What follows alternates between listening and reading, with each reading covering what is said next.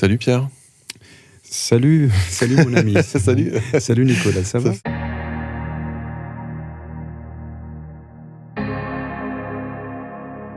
Ça fait 5 minutes qu'on est là à parler déjà, mais il faut Exactement. commencer un moment. Oui, tout à fait. Donc on est là pour parler de l'échec. On va juste rappeler un peu qui tu es et qu'est-ce que tu fais. Donc tu es Pierre Viquian, tu es manager d'artistes, comment on peut dire? C'est quoi le terme exact? Depuis 10 ans, oui. Depuis 10 ans, manager. Je suis passé manager d'artiste depuis 10 ans et avant, j'étais moi-même auteur, compositeur, interprète. Tu as une carrière d'artiste aussi. Oui, ouais. Voilà, ça a duré 25 ans et vers 46 ans, je me suis recyclé en tant qu'agent, en fait, stratégique. Agent, voilà, c'est ça, agent stratégique. Voilà. C'est ça le terme que je cherchais, pardon. Voilà, je fais du management stratégique et juridique, le temps que les artistes signent en label seulement. Et puis après, je les suis pour la partie artistique ou l'exécutif prod. Donc, d'accord. Voilà, et puis j'ai plusieurs casquettes aujourd'hui. J'ai la casquette aussi de top réalisateur, comme toi notamment. Et puis quelques top réalisateurs que tu connais. Je fais aussi, donc, depuis pas longtemps, depuis à peu près un mois, mais j'avais déjà préparé cette histoire, le rachat de back catalogue pour deux majors, en France et en Angleterre. Qui sont, on peut le dire ou pas? Oui, voilà, on peut dire. Je bosse pour Cobalt en Angleterre et aussi pour BMG depuis à peu près 3 semaines. Donc, d'accord, c'est nouveau, quoi. C'est tout nouveau, voilà. Mais ça a été préparé justement à travers pas mal d'échecs et de... d'accord. Voilà. Quel a été ton premier échec ce matin, Pierre? Ce matin? Ouais. Ah, c'est une très belle question. Ça a été l'attente un peu longue du taxi, mais c'est pas, je ne considère pas ça comme un échec. En fait, j'ai la force de voir l'échec comme quelque chose de très positif. D'accord. Souvent, et j'en ai eu des échecs, mais... Oui, j'ai pas eu encore d'échecs ce matin. Peut-être pas beaucoup dormi à cause de la chaleur. À cause de la chaleur, ouais, oui, ça voilà. c'est potentiellement une source d'échec, le manque de sommeil. Oui. Tu as une définition, toi, de l'échec? Oui, énormément. En fait, j'ai fait un travail là-dessus, c'est ce que j'aimerais bien. En 45 minutes, c'est pas évident, mais je vais essayer d'aller vraiment... Si ça déborde un peu, c'est pas grave. Hein. Oui, voilà. Dans les années où j'étais auteur, compositeur, interprète, j'ai eu pas mal d'échecs. J'ai eu aussi des réussites. Mais je n'ai jamais appris des réussites. J'ai uniquement appris à travers mes échecs pour m'améliorer, changer les choses et tout. Jamais une réussite peut t'apprendre quelque chose. La seule chose qui peut t'apprendre, c'est de gagner un peu plus d'argent et de pouvoir peut-être acheter un appart, vivre, avoir sa voiture et tout. Mais ça, c'est pas changer sa vie profondément. En fait, pour moi, l'échec, c'est quand même extrêmement important de le traverser. Mais il y a plusieurs façons il y a plusieurs échecs, en fait. Il y a l'échec intérieur avec toi-même en tant qu'être humain. Il y a l'échec aussi extérieur, ça veut dire ce que les gens pensent de toi. Après, je pense aussi qu'il ne faut pas ruminer l'échec.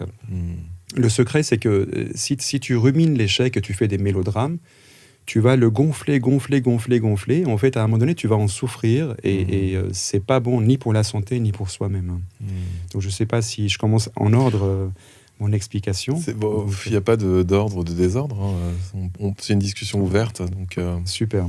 Alors, pour moi, mes échecs étaient liés avec mes parents. Ouvertement, je peux te le dire, parce que ça peut aider d'autres personnes. C'était avec mon père. L'échec du Liban, la guerre qu'il y a eu, etc. Tu as vécu au Liban, tu as grandi voilà. au Liban. Et mon premier échec, c'était la guerre du Liban, parce qu'on a été obligé de ramasser des morts et aussi des blessés. Moi, comme j'avais 14 ans, je ramassais plutôt les blessés. Mais quand même, on a traversé des moments très difficiles jusqu'à mon âge de 17 ans. Puis après, il a fallu partir, quitter le Liban pour éviter l'armée. Et je suis venu en France à 17 ans et demi exactement. Wow. Donc ça a été vraiment le tout premier échec. Ça, c'est une notion d'échec que peu de gens en France et en Europe peuvent comprendre. Alors, je la remercie toute ma vie, cet échec-là, vraiment, de tout cœur, parce qu'elle m'a appris à devenir, à être aujourd'hui qui je suis et à piocher, à regarder les erreurs humaines, générales, pas que dans ma propre petite vie. Mais en fait, ça m'a vraiment permis de voir large qu'est-ce que c'est l'échec et qu'est-ce que c'est aussi, bien sûr, l'amitié, l'amour, etc. Mais à travers cet échec-là, il a fallu faire un travail sur moi-même et comprendre pourquoi c'est moi qui la vivais. D'accord. Et c'est là où j'ai vu donc tout de suite l'échec de mon père, parce qu'il a construit un immeuble au Liban. Ça a été bombardé 17 fois. Donc, il a eu 17 échecs par rapport à cet immeuble. Il voulait nous faire un cadeau avec cet immeuble. Après, dans la musique, les échecs que j'ai vécus dans la musique, ils ont été vraiment très bénéfiques. Avec le recul, bien sûr. Au moment où tu les vis, c'est toujours pas agréable. Avec l'expérience, peut-être aussi, toi, tu as un rapport à l'échec où ce que tu as vécu de pire, c'est la vie et la mort. Enfin, c'est des questions de vie et de mort. Tout à fait. Et donc après, tout ce qui peut peut-être relever d'un parcours artistique, même si, évidemment, ça peut être quand même difficile à vivre, il peut y avoir quand même des choses difficiles, mais tu arrives, j'imagine que tu as une capacité à relativiser les choses. Aujourd'hui, oui. Aujourd'hui, je suis dans la résilience totale. Si les artistes que j'ai, je n'arrive pas à les signer, par exemple, tous. Il y en a qui signent, d'autres ne signent pas.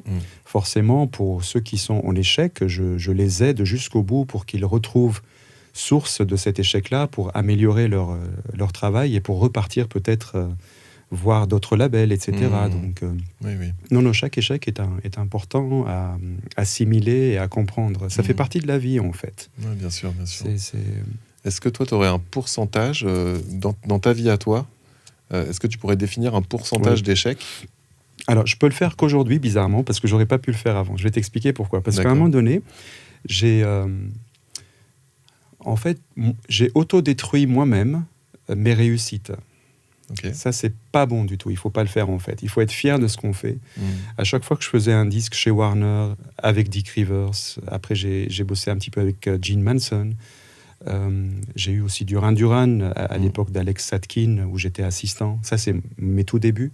Mais surtout, entre ce qui s'est passé avec Polydor à 21 ans, Dick Rivers vers 24-25 ans, jusqu'à 28 ans, les chansons que j'ai composées pour lui. Et puis, on a été chez Willie Nelson enregistré. Je la fais très courte, mais à chaque fois, il y a eu, bien sûr, des hauts et des bas. Et entre ces choses-là, il y a eu des échecs aussi. Et pardon, je me permets de t'interrompre, mais c'est important de le dire qu'il y a eu des échecs. Et parce que quand on parle d'une carrière, toi, tu as une sacrée carrière quand même. Quand on parle de sa carrière comme ça peut être impressionnant. C'est-à-dire que moi, quand tu me livres ça, si tu me dis pas qu'il y a eu des hauts et des bas, je peux avoir une vision complètement fantasmée de me dire waouh, Pierre, il a vécu des sacrés trucs. Et le fait que tu me dises qu'il y a eu des hauts et des bas, ça m'aide à percevoir que c'était pas un long fleuve tranquille, c'était pas automatique. Exactement. Et c'est un peu l'objet du podcast aussi. Sincèrement, j'ai 57 ans depuis quelques jours et en fait... Bon anniversaire, je t'ai pas souhaité ton anniversaire. Merci, c'est gentil, je sais pas si je te l'ai souhaité sur Facebook, je regarde pas ça n'a aucune importance, mais je ne les fête pas en fait. D'accord, bon anniversaire devant les caméras. Oui, je ne fête pas. En tout cas, c'est pour les enfants les anniversaires, mais ça c'est une autre histoire. Donc pour les échecs que j'ai vécus, comment t'expliquer ça? J'ai parfois l'impression que j'ai vécu plusieurs vies. Dans la même vie, qui n'est pas encore finie. Mais là, depuis quelque temps, j'essaye de prendre conscience des réussites que j'ai vécues. Pour justement aller vers la réussite, d'où ce qui s'est passé avec les gros labels en ce moment, depuis 3 semaines, un mois. En fait, c'est nous qui véhiculons aussi la peur, en fait. Parce qu'on a... L'échec, c'est quoi, en fait? L'échec, c'est... Il y a plusieurs sortes d'échecs. Tu as l'échec qui vient de ta propre peur. Tu as tellement peur de réussir et d'avoir du succès, tu vas vivre l'échec. C'est une évidence, en fait. Tu vas y passer parce que tu n'es pas prêt pour atteindre la réussite des grandes salles, etc. Parce qu'en fait, psychologiquement, tu n'es pas prêt. Mais cette histoire vient de nos parents, vient de notre passé. En fait, on véhicule ce que nos parents, ils ont vécu comme peur et comme réussite. Tu vois ? Et quand tu dis qu'on n'est pas prêt, peut-être qu'il y a aussi une vraie question qu'on n'est vraiment pas prêt. Parce que peut-être que c'est une forme de... Tout à fait. C'est une forme de... Le mot est gros, je le fais un peu exprès, mais une forme de violence. Oui, tout à fait. Quand tu es super exposé, il faut être capable de... Exactement. Toi qui fréquentes des artistes majeurs... Oui, puis je les vois dans des états très naturels. Je vois vraiment les artistes dans ma vie privée, en fait, quasiment tous les jours. Je vois vraiment aussi leurs peurs, leurs mélodrames, etc. Bien sûr, c'est des vies qui sont dures quand même. Mais en tout cas, il y a plusieurs sortes d'échecs. Par exemple, quand tu fais un échec d'un album qui ne marche pas, il faut se poser des questions. Il faut l'utiliser, cet échec, positivement. Et essayer de dire pourquoi cet album n'a pas marché, quelles sont les problématiques dedans, qu'est-ce que j'ai raté, qu'est-ce que j'ai réussi dedans. Et puis, pourquoi éventuellement ne plus faire les mêmes erreurs pour le prochain album. Là, on est justement dans une construction de cet échec-là. Mais bien sûr, là, on parle de l'échec en général, mais il y a plusieurs sortes Oui, d'échecs. c'est ce que tu disais juste avant. Oui, ouais, c'est ça. Et puis après, je ne sais pas comment te dire les choses, mais je pense que l'échec, en tout cas, c'est vraiment un moteur pour aller plus loin. Il ne faut pas le prendre négativement, ça c'est sûr. C'est un moteur intérieur qui fait que, en fait, tu peux changer ta vie si tu prends les choses en main, mais ça prend du temps. Il faut pas être. C'est pas un apps la vie, en fait. C'est pas un téléphone, c'est pas un apps. Allez hop, je clique dessus. Mon échec il est parti. Non, c'est pas comme ça. On jette pas les choses comme ça. On a des émotions et tout. Mais il ne faut pas non plus ruminer et avoir peur de l'échec. Il faut plutôt le prendre comme quelque chose d'important et de le travailler, en fait. Bien sûr, il faut piocher son échec et savoir pourquoi on a fait un échec. Je ne sais pas si tu vois ce que je veux dire, mais... Complètement. Alors, donc il y a la peur. Il faut éviter la peur, si c'est possible. Donc, c'est la résilience, le contraire de la peur. Faire éventuellement un travail sur soi-même en comprenant pourquoi notre échec, s'il est basé d'un passé important, il faut savoir pardonner. Ça, c'est obligatoire pour que ta vie change. C'est ce qu'elle a fait Tina Turner, c'est ce qu'ils ont fait les David Bowie et tout. Ils ont fait un travail sur eux dans leur vie pour justement pardonner leurs parents, etc., de tout ce qu'ils ont véhiculé, en fait, de positif et négatif, bien sûr. Puis après, petit à petit, tu as d'autres formes d'échecs. Donc, tu fais un projet, il tombe à l'eau. Moi, j'en ai plein, des projets. Toutes les semaines, je vends des artistes au label. En fait, tous les mois, je vends un artiste. J'ai un artiste sur deux, il va direct là où il ne faut pas y aller. Je veux dire, ça ne plaît pas. Et j'ai un artiste sur deux qui plaît au label. Et puis, de temps en temps, j'ai un artiste sur 4 où c'est les enchères. Tous les labels le veulent, donc on se l'arrache. On va voir qui va payer plus, etc. Mais on ne va pas vers ça. On va vers plutôt... Qui est les bons partenaires. Voilà, que les partenaires soient vraiment justement dans l'affectif avec l'artiste. Il vaut mieux que le label paye moins à l'artiste, mais qu'il y ait vraiment une vraie affectif aussi. Et quelque chose justement pour éviter l'échec. D'accord, c'est intéressant. Est-ce que toi, tu as un souvenir? Tu me parlais de la guerre au Liban. Peut-être qu'on peut aller dans cette période-là. Quel a été ton premier échec? La première fois que tu t'es senti en échec, toi?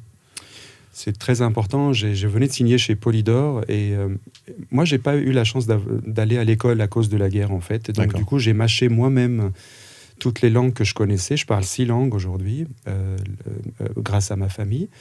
Et quand j'ai signé chez Polydor, j'avais 21 ans. En fait, ça a été mon premier grand échec commercial, on va dire, et artistique. D'accord. J'ai eu la chance d'avoir Manu Katché à la batterie, Nicolas Nédard, Camille Roustan, et on a fait un très beau 45, un single à l'époque, c'était un EP et tout. C'est sorti chez Polydor, c'était bien distribué. On en a vendu quand même 10 ou 12 000, je ne me rappelle plus très bien. À l'époque, les gens achetaient encore des physiques. Mais c'était un échec. En fait, à partir de 12 000, ça s'est bloqué, et je l'ai vécu très très mal. Mais très vite, pas très vite, non, j'ai mis un peu de temps. Justement, j'ai vécu comme un artiste maudit, etc. Mais ça ne servait à rien du tout. J'ai perdu du temps et de l'énergie. D'accord. Il aurait fallu justement à ce moment-là que quelqu'un me dise « prends les choses en face et avance », mais personne ne l'a fait. Donc du coup, forcément... C'est ce qu'on fait là pour les prochains. Exactement, grâce aussi à nos interviews et aux tiennes aussi, c'est important. Donc très très vite, je me suis dit « qu'est-ce qui ne va pas ?» Je trouvais que mon français n'était pas top. Et tu chantais en français? Je chantais en français. Il fallait travailler ça. Après, il fallait travailler les thèmes des chansons. Les thèmes des chansons que je chantais ne me correspondaient pas à 100%. C'était pas vraiment... Parce qu'à l'époque, j'étais que interprète, à ce moment-là exactement. Et donc, du coup, ce qui s'est passé, c'est que j'ai commencé à écrire mes chansons. J'ai commencé à les composer, à les écrire, avec bien sûr mes équipes et tout. Et donc, boum, une meilleure nouvelle, Warner m'a signé à l'âge de 26 ans. Warner France, pour un magnifique contrat. Et là, je chantais en anglais. Et il m'a amené encore plus haut que ce que j'avais fait à 21, 22 ans. Donc, il a fallu attendre 5-6 ans. C'est quand même, il y a eu du... Voilà, exactement. Et donc, j'ai... Temps de remise en question, personnel, artistique. Oui, voilà. En fait, il y a eu plusieurs paliers, sans prétention. Et dès que j'ai signé chez Warner, il me dit « Tu veux qui comme réalisateur ?» J'ai dit « Ah bon je veux Robin Millar, qui a réalisé Shadé, George Michael et Randy Crawford, etc. » Il me dit, là, tu y vas fort, là, ça coûte très cher et tout. J'ai dit, vous me demandez la question. Donc, ils ont fait venir Robin Millar à Paris en répétition. Et il a été incroyable, ce Robin, dans sa manière de me poser la question, pourquoi tu veux bosser avec moi et tout. Et là, ça a été pour moi une magnifique réussite. On était vers un début de réussite. Et Robin, il me dit, je vais te mettre le guitariste de Paul McCartney, Robbie McIntosh, les musiciens de Chris Rea, des Bee Gees, de Brian Ferry et tout. Ils vont tous faire ton EP. Et on va en Angleterre à telle date et tout. Donc, ils réservent tout et on se retrouve là-bas et tout. L'EP sort. L'album est resté toujours dans les tiroirs. L'EP sort et là, il y a eu la loi Toubon qui interdisait de chanter en anglais. Oui, la fameuse. Deuxième échec. Énorme pour moi. Là, je rentre dans une dépression. Ça dure plusieurs années. Je sors de Warner avec un petit chèque, donc ce qui fait que je peux vivre un petit peu. Ça, c'était grâce à mon éditeur qui m'a justement, il m'a appris ce que je fais aujourd'hui. Mais là, vraiment, vraiment, ça a été un échec tellement difficile que je suis rentré dans une dépression personnelle. La barbe qui poussait, les cheveux et tout. Et, enfin, pardon de te dire ça, mais en fait, je m'occupe. Je suis pas en dépression. Voilà, j'ai commencé. Bien. Voilà, j'étais pas bien en tout cas. Ouais. Non, mais ça se voit à ton sourire. C'est drôle. Mais, oui, en tout cas, pour moi, c'était. Oui, je partais dans un truc qui n'était pas moi. Et oui, là, ça a été très difficile entre 97, 18, un moment où je quitte Warner avec un chèque, et Warner me dit va vivre à New York, et puisque tu veux chanter en anglais, vis à New York. Donc j'essaye New York, je fais des allers-retours, je vois des avocats là-bas et tout. Et là-bas, ils me disent, mais Pierre, Peterman, je m'appelais Peterman à l'époque, ils me disent, on a l'équivalent de toi, on n'a pas besoin de ce que tu fais. Ici, aux États-Unis, il y a un artiste par immeuble, on a l'équivalent. Est-ce que tu peux pas nous chanter en arménien ou en libanais? Là, on te prend. Ou quelque chose de world par rapport à ton pays. J'étais têtu, je ne voulais pas le faire. Et puis, j'avais pas envie aussi d'aller dans une ambiance arabo-arménienne et tout, parce que j'avais quitté la guerre et que j'avais pas très envie d'aller vers ça. Tu avais cette page à ce moment-là. Exactement. Et en fait, là, j'ai vraiment souffert. Là, si on peut vraiment... Là, tu as touché le point le plus important, parce qu'après ce deuxième pic très haut, avec Robin Millar, Robbie McIntosh et tout, Warner, etc., je me retrouve dans un échec aussi grand que la hauteur. Voilà, exactement. Wow. Donc j'étais le seul artiste qui a signé chez Warner avec un gros budget européen. À l'époque, c'était Michel Berger qui avait ces budgets-là et France Gall chez Warner à Paris. Donc là, l'échec, il a vraiment été très long. Je dirais je vais essayer de la faire courte pour ne pas être négatif, mais de 1998 jusqu'à 2005, quand même. Je suis rentré dans une dépression. Je suis devenu érémiste. Il faut que les artistes le sachent aussi, que c'est pas facile tous les jours la vie. Donc j'ai dû être... Je touchais le RSA, j'avais vraiment plus d'argent, j'avais faim, etc. J'avais 100 000 euros de dette à la banque, 98 000 euros de dette. Ça, c'est très important. Donc c'était échec sur échec. En fait, chaque échec m'apportait encore un autre plus gros. Et à un moment donné, en fait, j'ai compris ce qui se passe. J'ai compris que c'était en moi, les échecs. Je les avais construits. Évidemment, à travers cette faiblesse, la fragilité du Liban, je l'avais aussi construit en fonction de tout ce que mon père a fait pour nous, en fait. Il a essayé 17 fois de recorriger cet immeuble au Liban, magnifique et tout, dans un beau quartier et tout. À chaque fois, il prenait les bombes. En fait, j'ai vraiment eu cette impression que je copiais toute la vie. Dès que tu construisais... Exactement, okay. Voilà, ça a été... Est-ce qu'aujourd'hui, si je t'ouvrais un tunnel spatio-temporel vers le petit Pierre de 20 et quelques années, non, un peu plus, qu'est-ce que tu dirais à ce Pierre qui est en dépression après ce bel EP, ce beau projet Je t'aime. Je t'aime. Oui. Wow. Ouais, je lui dirais je t'aime très très fort. Et c'est pas grave. C'est pas grave. Parce qu'il n'y a pas d'échec.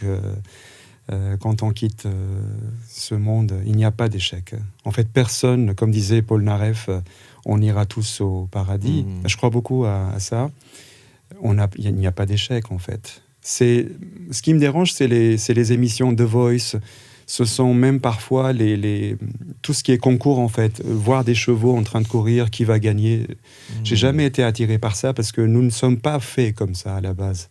En fait, la vie ne nous a pas mis pour être numéro 1, numéro 2. Et cette façon de dire que toi, t'es meilleur, que toi, t'es moins bon, je trouve que c'est pas comme ça la vie. En fait, on a tous une ressource incroyable et une énergie forte en nous. On peut tous apporter, chaque personne peut apporter sa pierre. C'est bien aussi qu'on soit tous différents, c'est très important, parce que sinon on serait tous pareils. Mais c'est sûr que il faut s'aimer, oui, c'est important. Parce que ce n'est qu'en s'aimant que ma vie a changé, en fait. Parce que je m'étais construit tout un ego par rapport à ces disques. Duran, Dick Rivers, Peterman 2 fois. Après, je me suis appelé Vikian plus tard, parce que j'ai fait un album aussi québécois qui a marché là-bas, un peu plus tard. Quand je rentre chez moi, en fait, j'avais mis ces pochettes il n'y a pas longtemps encore dans mes armoires. Je les avais mis dans mes toilettes et tout. Et il y a 15 jours, j'ai remis mes pochettes dans le salon. Parce que c'est ma vie, parce que je dois accepter les bonnes choses de ma vie. Tant pis si quelqu'un le prend mal, c'est pas mon problème. Donc, parce que j'avais eu une femme qui supportait pas mon succès. Ça a aussi contribué à l'échec. Donc c'est important aussi de savoir par rapport à cette interview. Si une femme avec qui tu sors, ou un homme, peu importe, elle te dit il faut que tu arrêtes la musique, tu n'es pas fait pour ça, etc. Il faut faire son choix. Ouais. Tu vois. Et ça, je ne l'ai pas fait. J'ai regretté là-dessus. J'ai vécu avec 2 personnes avec qui je n'ai pas fait le choix, avec qui je suis ami aujourd'hui, parce que j'ai pardonné, je me suis pardonné, je les ai pardonnés aussi. Voilà. Mais c'est vrai que, oui, il n'y a pas de souci, j'ai les clés de leur appartement et eux, ils ont mes clés. On est restés amis, sauf que ils ont compris tardivement que, à travers leurs influences, ils m'ont peut-être, sans le savoir, ils m'ont autodétruit. Mais c'est pas grave, je laisse maintenant la vie faire les choses. Et aujourd'hui, depuis quelques années, ma boîte cartonne. Je ne cours plus derrière l'argent. L'argent, il rentre tout seul. Je n'ai plus. Là, ce qui me manque, c'est avoir des enfants. C'est la seule chose que je rêve. Et je vais en adopter. Donc, tu le sais déjà. Et donc, en résumé, si tu veux, il faut s'aimer, c'est important. Et il faut. Si la femme de ta vie te dit arrête, la musique, c'est pas pour toi et tout. Il faut peut-être prendre une décision à ce moment-là, en fait, radicale. Se dire non, la musique, c'est ma vie. Je vais me séparer, on reste amis. Ou bien, je reste avec toi, effectivement, je suis fragile ou je ne suis pas assez fort pour être dans la musique. Alors, qu'est-ce que c'est pour être dans la musique ? Pour être dans la musique, il faut tout simplement utiliser son âme. Il faut vraiment, tout son corps, jusqu'à n'importe quelle cellule, jusqu'aux angles, il faut vraiment utiliser toute cette énergie-là pour que ta carrière devienne quelque chose d'important. Je pense à Tina Turner quand elle était sur scène. Elle avait vraiment les pieds vraiment, vraiment par terre. La planète entière était pour elle.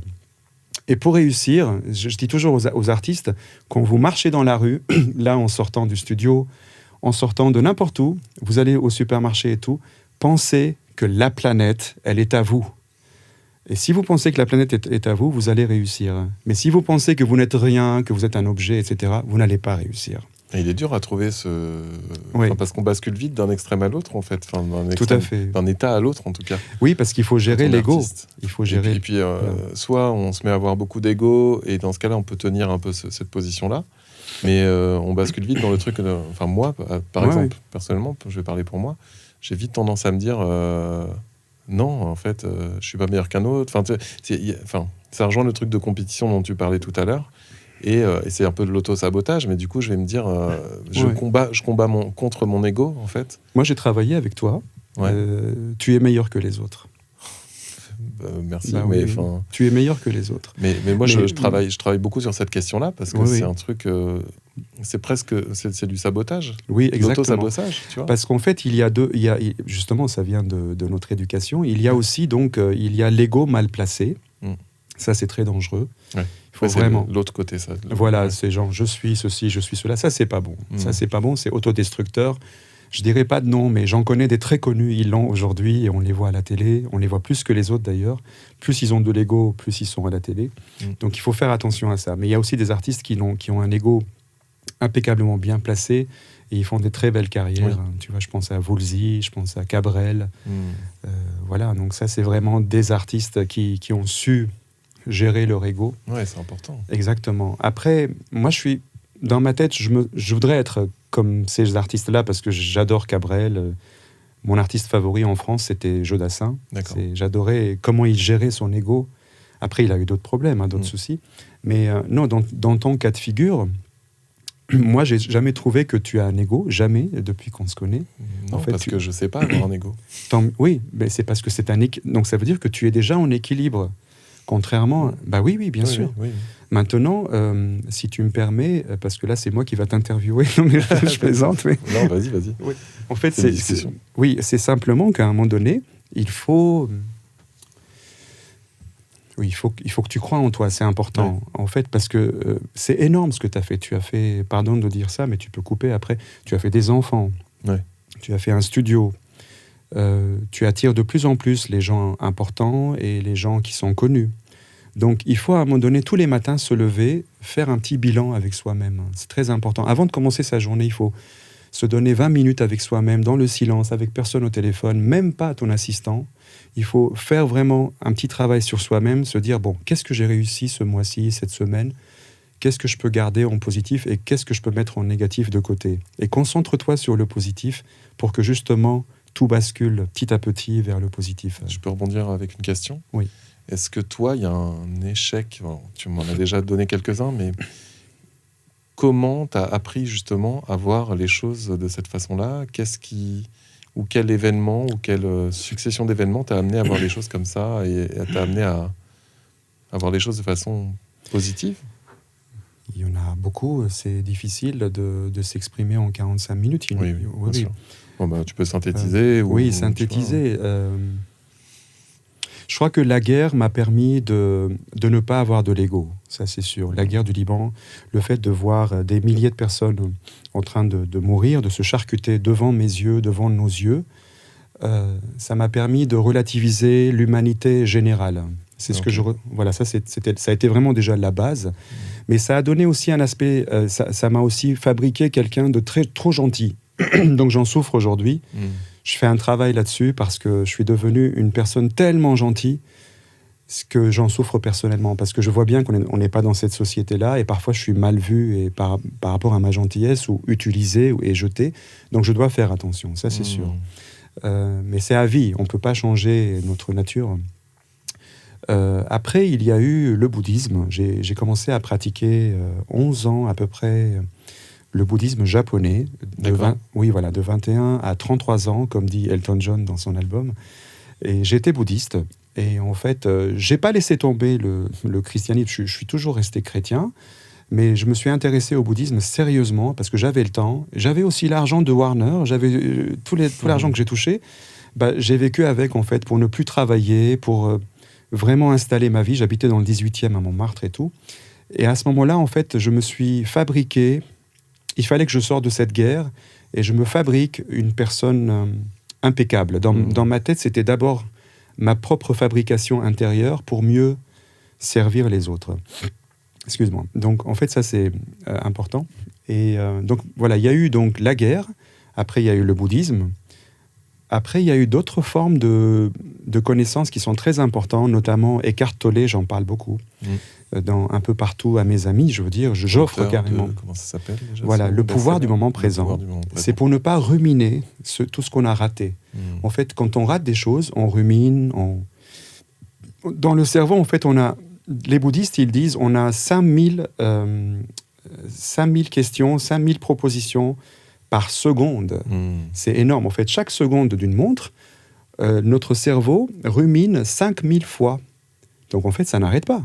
Donc, du coup, en fait, nous, qu'est-ce qu'on fait ? On s'attache à des trucs qui nous intéressent et puis on en fait tout un plat. En fait, on les prend. Tel m'a dit ça. Allez, hop, je prends ce truc-là. Ça dure des heures, ça dure des journées, ça dure des semaines. Après, on commence à être négatif envers la personne. On la jette, etc. Mais en fait, elle y est pour rien, cette personne qui t'a dit une petite chose. Et donc, il y a beaucoup de choses aussi comme ça chez les artistes parce qu'on est très sensible. Et ce pouvoir du moment présent, en fait, je les vois maintenant, les propositions passer devant mes yeux, mais je ne m'accroche plus dessus. Parce qu'en fait, c'est pas moi. Ce ne sont pas nous. Ce sont nos pensées qui qui sont là, des pensées qui sont là, des milliards de pensées, qui essayent de nous autodétruire aussi. Mais quand on est nous, ça c'est Sting qui l'a dit dans une chanson, Be Your Pilot, Let Your Soul Be Your Pilot, une des chansons de Sting, il a parlé que de ça, c'est d'être le pilote de sa vie. Et ça m'avait beaucoup marqué cette chanson quand elle est sortie, et j'ai rencontré Sting. Hein. Et en fait, il fallait prendre le pilote de sa vie, quoi, tu vois, et être laisser lâcher prise et être le pilote de sa vie. À ce moment-là, je suis croyant, il y a un Dieu, nous sommes les dieux, nous sommes des caméras de Dieu, toi, moi, ces micros, on est tous des caméras, ces murs aussi. Je crois énormément à ça et ça marche. En fait, j'ai compris à ce moment-là que... comment finir cette histoire, parce que j'essaie de la faire courte. T'inquiète pas. Oui, en fait, c'est simplement, j'ai compris que une fois que tu es dans le présent et tu gères vraiment ta vie, en fait, il n'y a plus d'échec. L'échec, il s'en va de plus en plus de ta vie. Ça prend du temps, il faut être très patient, donc c'est pas un apps, ça prend beaucoup, beaucoup de temps. Et là, tu vas rentrer dans une phase énergétique, corporelle, qui fait que tu ne pourras plus attirer l'échec. Là, j'y vais vraiment parce que tu peux vraiment dire les choses, les publier, pardon. Bien sûr, tu peux couper les petits extraits bizarres. Donc, non, mais justement, alors, en fait, quand toi tu deviens comme ça, tu attires que les gens comme toi. En fait, tu attireras toute ta vie que des personnes que tu mérites aussi, et qui sont au même moment de ta vie, en fait. Les gens ne viennent pas par hasard dans ta vie. Ils viennent vraiment parce que toi, tu es prêt. Donc, il faut quand même être prêt de l'intérieur et de s'aimer, de se respecter, de se dire merci, d'écouter son cœur battre. Ça, je le dis à tous les artistes. Écoute ton cœur battre avant de monter sur scène, avant de dormir. Écoute 5 minutes seulement les battements de ton cœur. Parle-lui à ton cœur. Remercie-le qu'il est en train de te tenir autant de temps. Moi, ça fait 57 ans que mon petit cœur, il tient ce corps. Remercie-le. Donc là, il y a une remise à niveau qui se met en place. Il n'y a plus de... La vie devient un énorme plaisir, en fait. C'est bien, tu anticipes vachement de questions que j'avais à te poser. Ok. Est-ce qu'il y a un échec avec lequel tu te lèves tous les matins, malgré tout ce que tu me dis? Jamais. Tu avances, quoi. Non, surtout pas depuis 2 ans. Ça fait depuis 2 ans, ma vie a vraiment basculé suite à... Bon, je ne sais pas si on peut en parler, mais tu couperas si tu veux. Mais ma vie a basculé suite à un choc émotionnel qui a fait que j'ai failli perdre mon œil, en fait. J'ai eu un AVC, une thrombose veineuse, exactement. Et le chirurgien, il m'a dit 1 an et demi après que c'était un AVC. Il n'a pas voulu me le dire avant. Parce que quand on en avait parlé, tu ne m'avais pas présenté ça comme ça non plus. C'était donc une thrombose veineuse. Et là, plus je guérissais, parce qu'il fallait donc arrêter le sucre, arrêter tous les gras, les fritures et tout, marcher 1 heure et demie, 2 heures par jour, tous les jours, pour que l'œil, voilà. Le corps. Voilà, et puis surtout ne pas envoyer des pensées négatives à mon œil, l'aimer, lui remercier, merci mon œil, j'ai besoin de toi, tu sais que je t'aime. Psychologiquement, tout doucement, la guérison se fait. J'ai pas pris de médicaments, mais on m'a piqué dans l'œil 3 fois, ça a été très très douloureux. Voilà, donc je passe les détails. Bien sûr, mais voilà. Et à un moment donné, le chirurgien, il me dit, tu sais, il me dit c'est très rare les personnes qui guérissent de ça.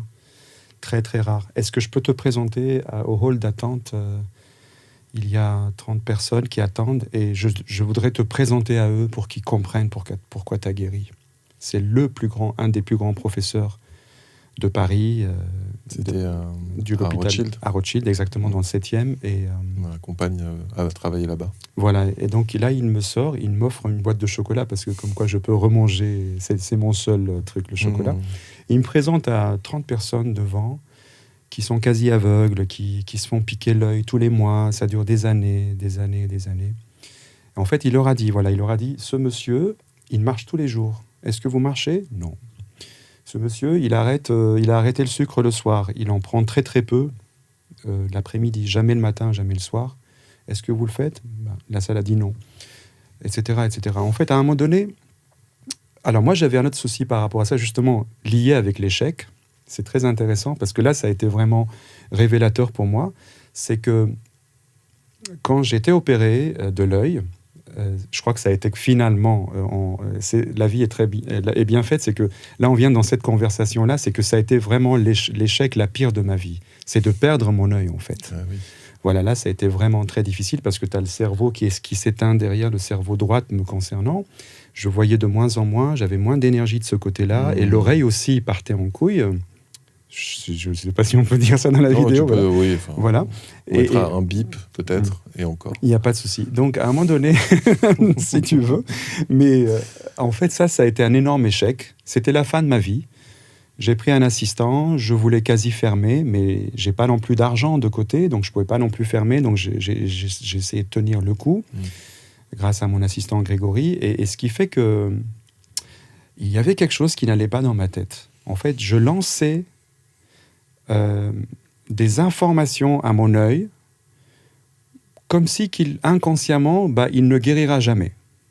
Et ça, c'est pas bon. C'est très mauvais. Je ne savais pas.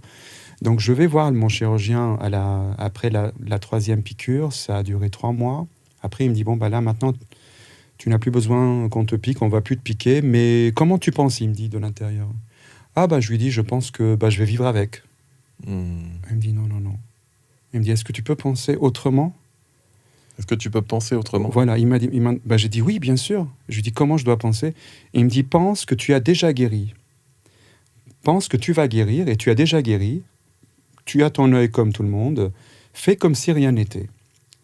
J'ai commencé à faire ce travail-là. Voilà, ça a été très difficile, Nicolas, vraiment, parce que j'avais quand même en moi une énorme négativité donc, de ce passé libanais de la guerre et tout, qui a ressurgi à ce moment-là pour faire un petit peu le bilan d'une vie, en fait. Ah oui, tu as ramassé ces blessés-là avec ton père, avec ses amis et tout. J'avais 14 ans, j'oublierai jamais, j'avais une jambe, etc., d'une dame dans mes mains. Et ça, j'oublierai jamais, hein. Je suis en train d'écrire un livre là-dessus, sur les traumatismes de la guerre.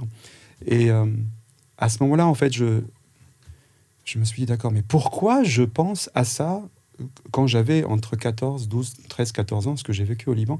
Pourquoi mon œil me fait penser à ça? Ça veut dire que dans notre tête, on a une autodestruction aussi. En fait, on peut s'autodétruire. On peut, complètement. Exactement. C'est là où le seul livre qui m'a sauvé, c'est donc le livre de Eckhart Tolle, Le pouvoir du moment présent. Je l'ai écouté 15 fois parce que je l'ai acheté sur... je l'écoute dès que ça va pas, même encore aujourd'hui, il m'arrive de le remettre. Mais là, j'ai plus besoin parce que je suis en résilience totale. En fait, l'œil, il a commencé l'acuité.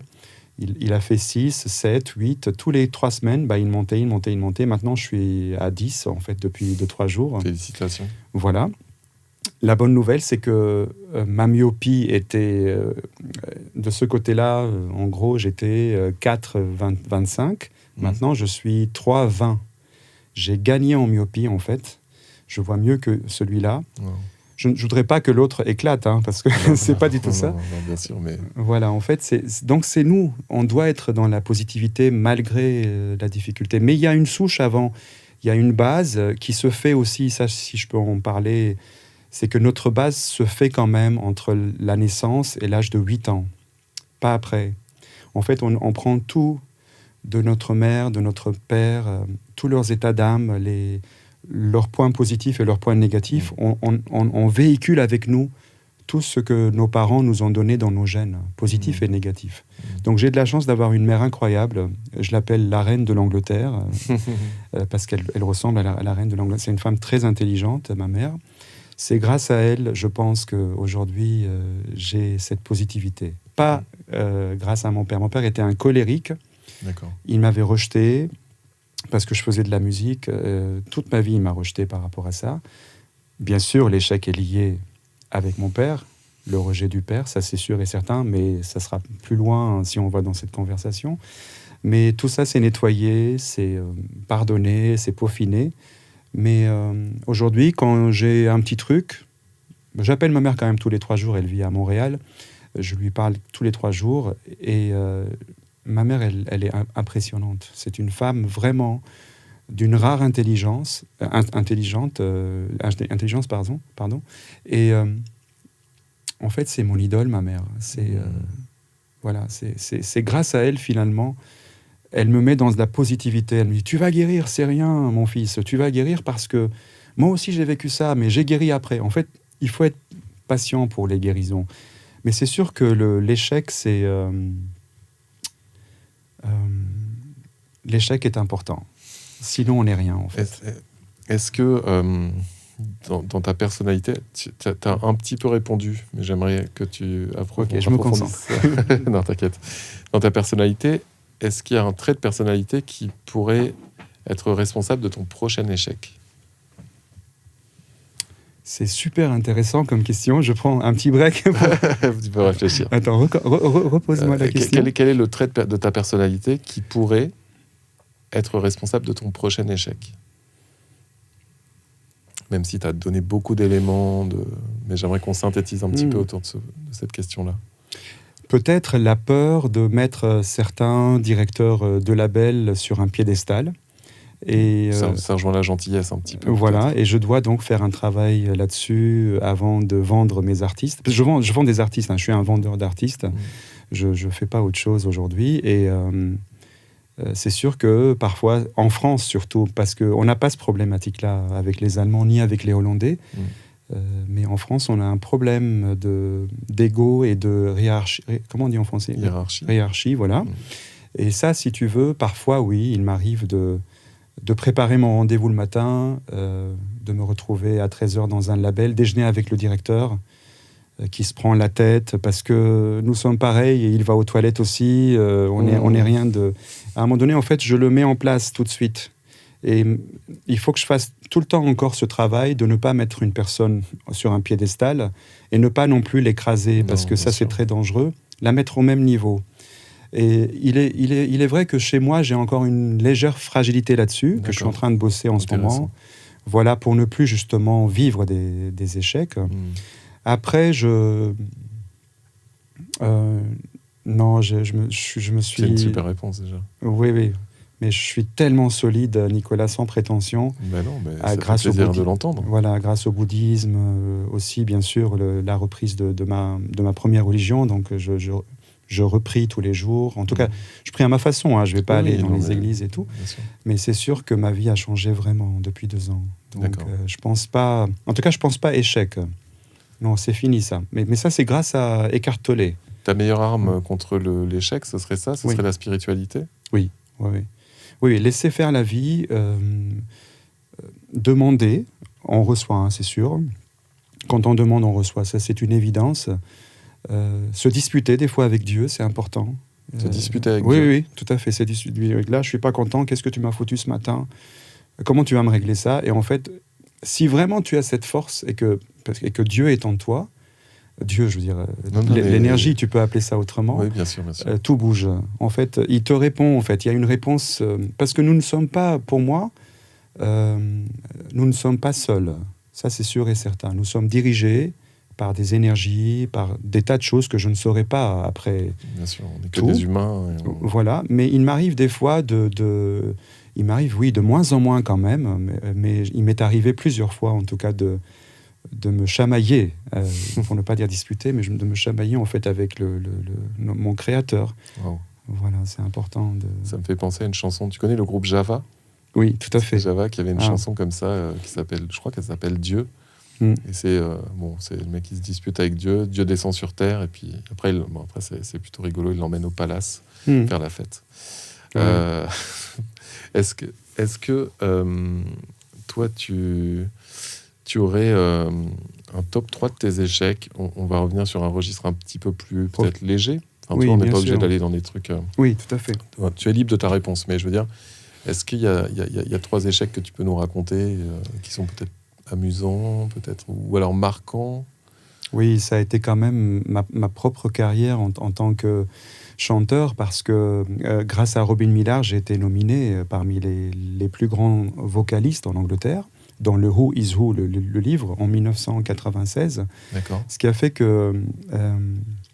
donc la maison disque, elle m'a dit au revoir, mais en même temps, j'avais quand même une nomination. Donc forcément...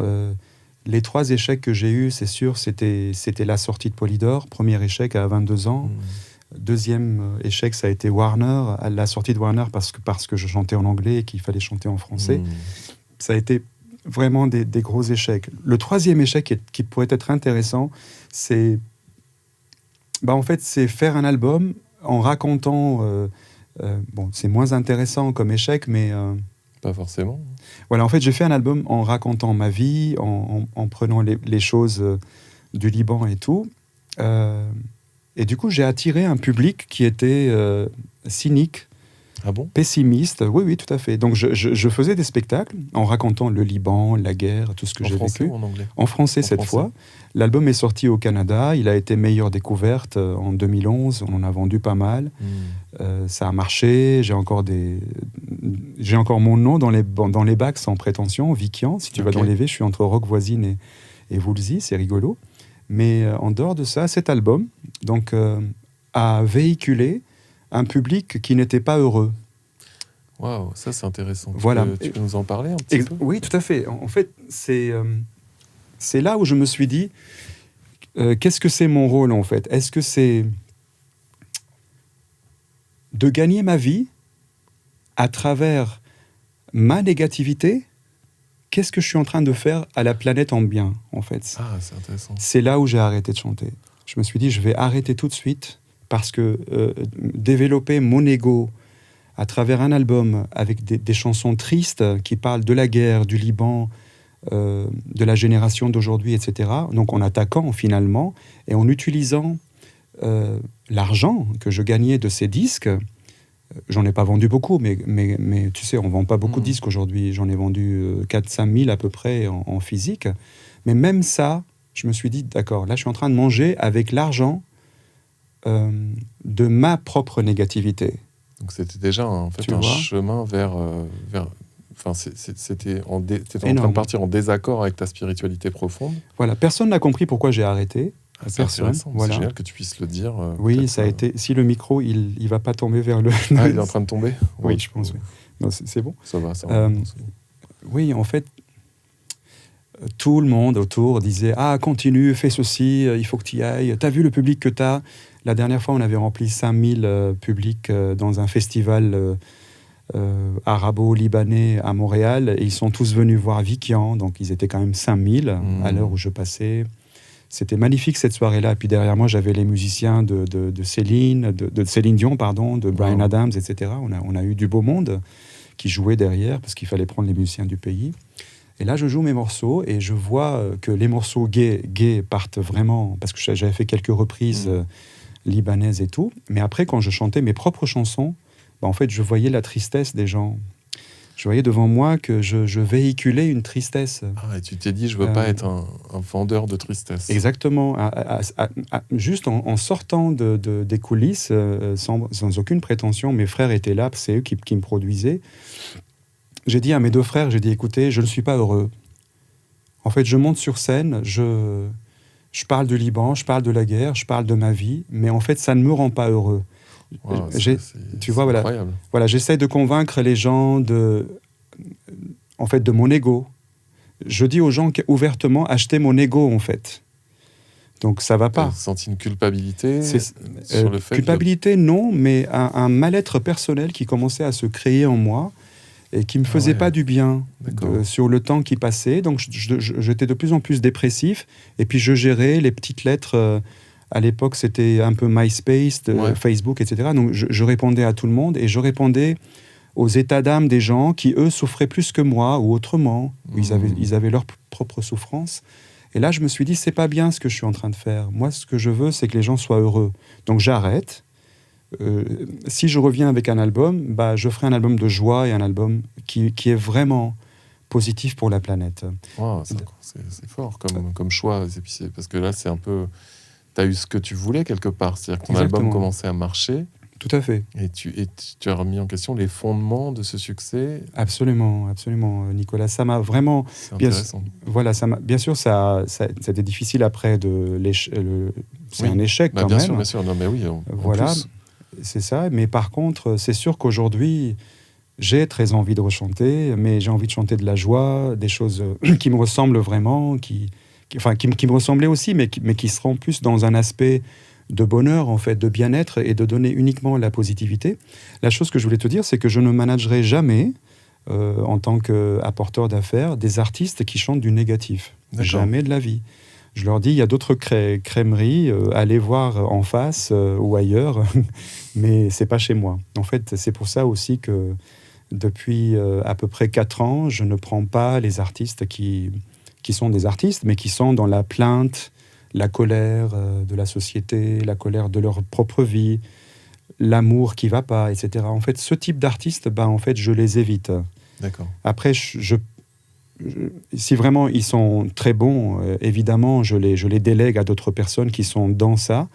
Mais notre image à nous, notre image de marque, Vicky en musique, on n'est pas du tout dans ça. C'est pour ça qu'on a All de Laf, on a Chic quand même, on a Demis et le fils Cyril Roussos, et puis plein d'autres artistes magnifiques. En ce moment, on a Josia qui intéresse déjà des labels.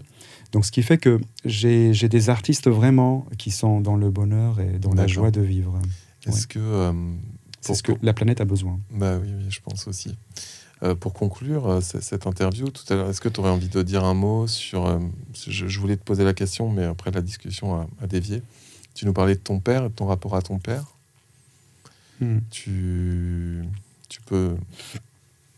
En quoi est-ce que ça t'a préconditionné à l'échec, puis maintenant à la résilience? Mais en quoi est-ce que le rapport que tu as pu avoir avec lui était...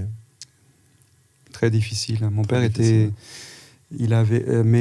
parce que j'ai compris ses souffrances à lui, en fait. Mais j'ai compris que quand ses parents, ils ont traversé à pied le génocide arménien, ils sont venus à pied au Liban, et ils ont eu mon père, ils ont eu aussi ses 4 sœurs, et ils sont morts immédiatement après de fatigue. Ils sont morts à l'âge de... quand mon père avait 4 ans.